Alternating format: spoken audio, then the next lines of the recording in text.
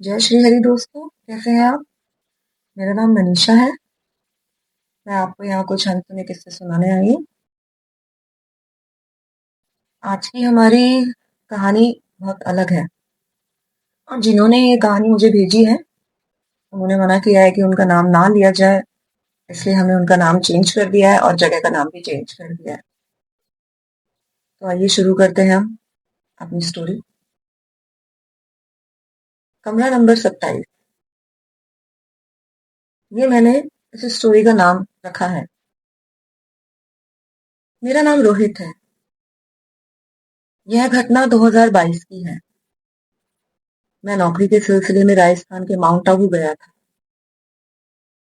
रात ज्यादा हो चुकी थी, इसलिए मैंने बस स्टैंड के पास एक पुराने लॉन्च में कमरा ले लिया। रिसेप्शन पर बैठे बूढ़े आदमी ने चाबी देते हुए बस इतना कहा, अगर रात में किसी के दरवाजा खटखटाने की आवाज आए तो मत खोलना। मैंने सोचा कि शायद मजाक कर रहे होंगे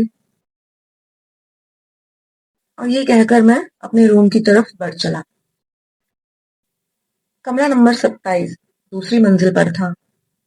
कमरा पुराना था, दीवारों पर नमी थी और लकड़ी की खिड़की हवा से अपने आप हिल रही थी। मैंने अपना सामान रखा, उसके बाद खाने का ऑर्डर दिया। खाना खाने के बाद लगभग 12 बजे मैं सोने चला गया। रात को लगभग 2 बजे के आसपास मुझे मेरे दरवाजे पे ठक ठक की आवाज सुनाई दी। मैं चौंक कर उठा।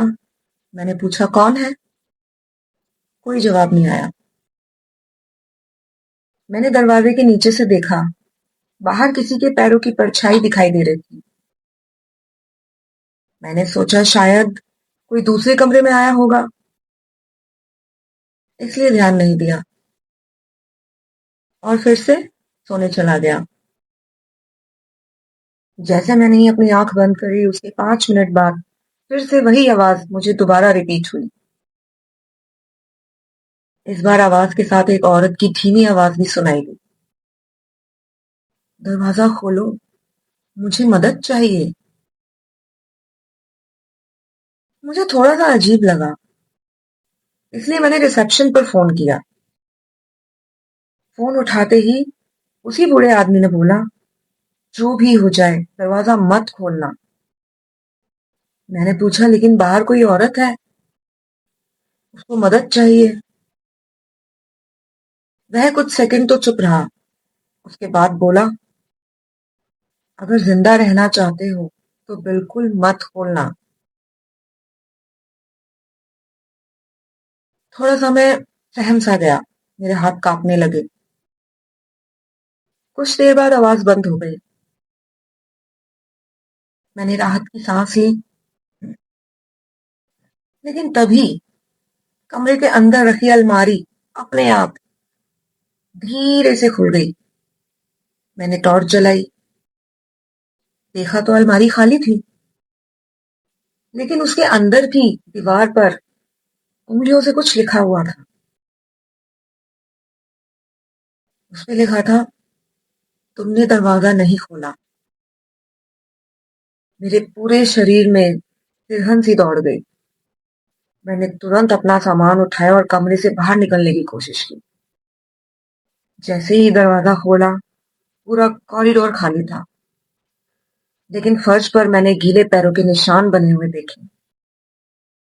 ये निशान धीरे धीरे मेरे कमरे की तरफ ही आ रहे थे।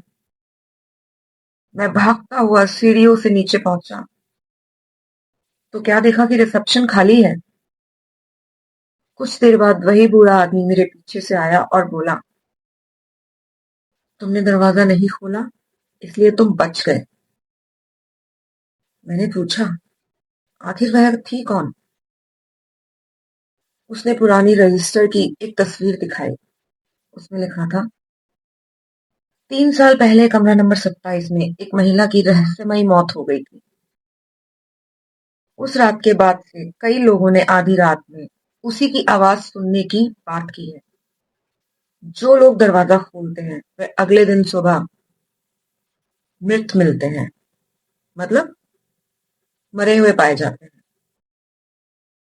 मैंने उसी रात लॉन्च छोड़ दिया और आज भी जब भी माउंट आबू का नाम सुनता हूं ना, तो आधी रात की वह आवाज मेरे कानों में गूंजने लगती है और मेरे शरीर में तिरहन सी हो जाती है। फिर मैं सोचता हूँ क्या वो मेरा वहम था या हकीकत। अब आप ही बताइए दोस्तों, क्या था वो? चलिए दोस्तों, आपने मेरी कहानी सुनी और जिनकी ये कहानी है, मैं उनको थैंक यू बोलती हूँ। उन्होंने अपनी कहानी हमारे साथ शेयर की और आगे भी आपके सामने ऐसी और मनोरंजन कहानियां लाती रहूंगी। नमस्ते, जय श्री हरि।